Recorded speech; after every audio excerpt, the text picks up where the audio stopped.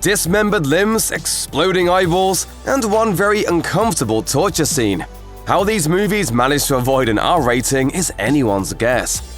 The Dark Knight is an amazing film and widely considered to be one of the best superhero movies of all time. Christopher Nolan's gritty installment in the Batman franchise is brilliantly done, and the Joker was one of Heath Ledger's best roles, helping to drive Batman to a darker, more complex understanding of himself and the nature of good and evil. And here we go. It's a little surprising then that the film didn't score an R rating. The Dark Knight doesn't shy away from violence, even if it isn't particularly bloody. Case in point, the infamous pencil trick. Even Wally Pfister, the film cinematographer, is surprised that didn't earn The Dark Knight an R rating, he told Vulture. It's kind of shocking that The Dark Knight ended up being PG-13. Somehow, Nolan always has some magic with the MPAA. Lo and behold, he has the pencil and I'm like, you are not getting the PG-13 with that. There's no way this is going in. He's driving this pencil through a guy's head, and I was wrong. So how'd they manage to avoid the R rating? By using the pencil trick as a joke. According to Pfister, I thought if it has the right amount of levity, we'll sell this and it won't come off as being violent, but it'll come off as being a magic trick and it'll come off as being a punchline. And it was.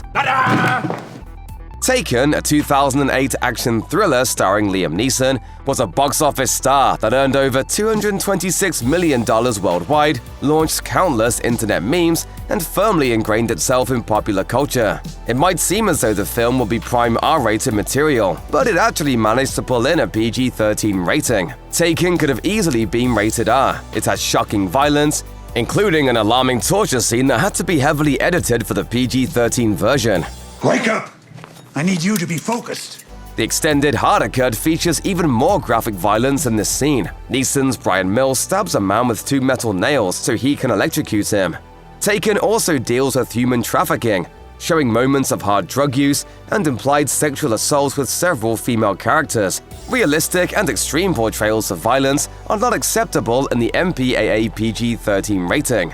And gushing blood is what usually pushes it into R territory. But even with all the violent hand-to-hand combat scenes and bullets flying everywhere, Taken managed to pull off the more financially lucrative PG-13 rating, probably because they kept most of the blood and gore to a minimum.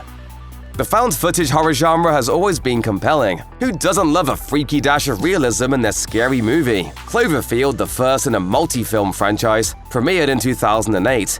Seemingly just another teen monster movie with too many jump cuts. However, Cloverfield was a massive box office hit, bringing in over $172 million worldwide, and landing on a few best horror films of the decade list. Yet this surprisingly frightening film features more than a few scenes of shocking gore. The gruesome nature of the movie probably should have earned it a higher rating. One scene in particular stands out, as Lizzie Kaplan's Marlena begins bleeding from the eyes and then quite literally explodes. The film's monster, which isn't shown to the audience until almost halfway through, is the size of a city building, meaning that its favorite thing to do is eat people. Without any concern for our delicate viewer sensibilities, the monster crunches away through a few humans. Usually, this much gore would be enough to put the brakes on a PG-13 rating.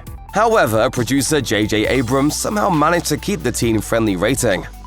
Live-action motion capture became incredibly popular during the early 2000s. But when a cinematic adaptation of the ancient English poem Beowulf was released in 2007, only 3 other films had used the technology. Beowulf starred Angelina Jolie, John Malkovich, and Anthony Hopkins, or more accurately, CG versions of them. Even though the film is entirely CGI, it's incredibly realistic for the most part. So when critics and viewers left the cinema, they left wondering, was that Angelina Jolie in the nude or just a character? It's a scene that Jolie later admitted made her feel exposed, despite its animated classification. In fact, the actor told reporters at the premiere that the film's MPAA rating surprised her, saying, "It's remarkable it has the rating it has. It's quite an extraordinary film, and some of it shocked me." Beowulf is incredibly violent, more so than its original poem. Spears, arms, heads, blood, and dismembered limbs rushed at the audience because it was also shot in 3D. The film was so shocking to audiences that in the UK, where it was given a 12A rating, the British Board of Film Classification received more complaints about Beowulf than any other movie that year. Not only does the film feature plenty of nudity and the occasional incest joke, but the amount of blood that spurts out of bodies, along with various floating organs, is overwhelmingly gratuitous, animated or not. Going into a movie about a giant ape on an island filled with other giant monsters, you have to expect at least a little bit of monster mayhem. 2017's Kong Skull Island doesn't disappoint when it comes to creature gore. Seeing a few soldiers get eaten and thrown around, or a lizard forcibly losing its tongue shouldn't come as a surprise. What is surprising, however, is just how graphic it all is when it happens. So much of the film is wanton violence, monster dismemberment, and the over-the-top display of blood arcing through the jungle. And while a giant spider impaling a man isn't going to keep audiences from the theater, it should maybe come with a harder rating than PG-13. Whoa. No need for that. Come on now.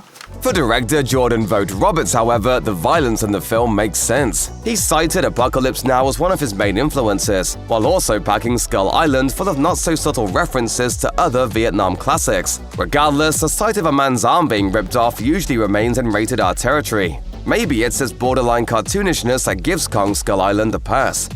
Some might be surprised to see the blockbuster Bond film Casino Royale on this list, but there are more than a few scenes that call its PG-13 rating into question. In 2006, Casino Royale felt like a groundbreaking new take on James Bond. It was grittier and more emotional, with a Bond struggling with the violence inherent in his role. A self-awareness not seen before in the usually carefree womanizer. It was also a box office smash, earning over $605 million worldwide. With the darker themes came more graphic and explicit scenes of violence, particularly in the film's intense portrayal of torture. Towards the end of the film, Bond is captured by Le Chiffre and tortured in a particularly memorable scene. And while we won't get into specifics, in order to get its PG-13 rating, Bond's torture, along with several other fight scenes, had to be cut down. But should you come across the extended edition of the film, be prepared for Bond's howls of pain to carry on for longer, Le Chiffre to make some unsavory comments about Bond's physique, and a little more blood in the fight scenes. Much like Bond's escape from Le Chiffre's torture, Casino Royale barely made it out without an R rating. Sam Raimi, a noted horror and noir aficionado, wrote and directed the 2009 film Drag Me to Hell. This campy supernatural horror film was mainly marketed as a teen flick, filled with young actors like Alison Lohman and Justin Long, shock value special effects, and dark humor. And for the most part, Drag Me to Hell delivers on that score. It also delivers on the gore, and many of the violent scenes in the film are shockingly bloody. The most famous involves Mrs. Garnouche, an old woman hell-bent on revenge after being denied an extension on her mortgage loan, and Christine, the young bank teller who denied it. When Mrs. Garnouche shoves her arm down Christine's throat, literally, Christine manages to overpower her using an anvil. What happens next is equal parts gross and comedic. The anvil crushes Mrs. Garnouche's head, causing her eyes to explode and landing Christine's mouth. While the MPAA allows for depictions of violence in PG-13 movies, the line is drawn at both realistic and extreme or persistent. Since arms down throats and exploding eyes aren't exactly realistic depictions of violence, it makes sense that Drag Me to Hell was able to drag itself out of the clutches of an R rating. That doesn't make this scene or the several others depicting animal sacrifice any easier to sit through, though.